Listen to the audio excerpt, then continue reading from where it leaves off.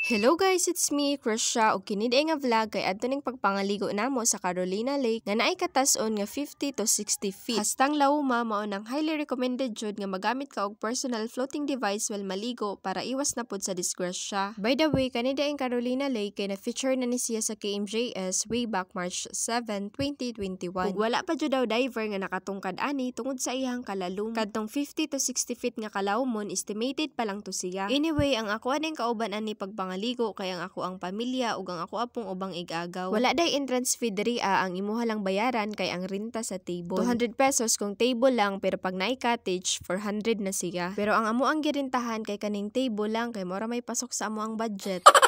Napo day sila gakit diri ang parintahan unya 200 pesos kada oras. Nagrenta mi ani kay aron pod makaadto mi ani sa tunga-tunga kay lisod ning diri arata sa kilid dili na to ma-enjoy. Napo day mga pisi nga gipanghikot diri sa kilid-kilid kay aron pod maoy hawiranan kung ipadagan na namo ning amo ang gakit. Maayo pod ning naay pisi nga ilahang gibutang diri kay aron kung magsalom ta didto sa tunga aw naatay mahawid-hawiran. Ug better jud pod nga kung maligo mo diri magrent jud mo aning gakit kay aron na pod may malukso-luksuhan ba. Labi na pod og daghan mo aw enjoy gyud kaayo. Unya tsada gid pod og naigakit kay ma-explore nimo ang tibuok lake. Labi na og naa ka sa tunga aw makita jud nimo ang grabe kaayo niya ka blue nga tubig. Ang nakaarang-arang pod kung mag-rent po gakit ang kauban nimo nga dili kabalo mo salom makaadto gyapon sa tunga. O diba dili lang ikaw ang nag-enjoy nga kabalo mo salom apil pod ang imong kauban pero mas enjoy gid tong mosalom ka.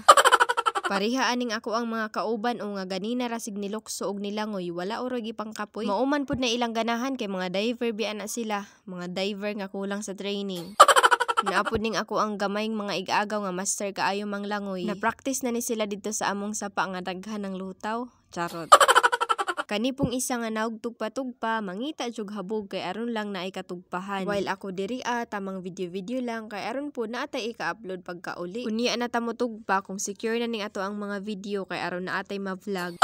Ikaduha day mi ani nakarenta og gakit kay nakulangan mi sa isa ka oras unya kay gusto pa man jud pud mi maligo kay wala pa sad mi gibati og katugnaw. Bitaw nice jud kaayo kung maligo mo diri guys labi nagdaghan kaayo mo aw ma-enjoy gyud ninyo. Pero kung ikaw ra gani isa unya hadlokan pa jud ka na ayaw na lang paalig-alig. Mga duha po day ka oras ka pinangamo ang pagligo-ligo dito ug after ato naka-decide na po dayon mi nga manguli na. Kami jud nga grupo ang dugay kaayo ng hawas dito kay gisulit na mog maayo. Na-amaze jud pud kaayo mi sa tubig oy kay wala bi ani sa amua. Nangatagaw mi ba? Agoy. Bitaw mao lang sa ato sa pagkakaron guys. Sa sunod na pod, salamat sa inyong pagtan-aw.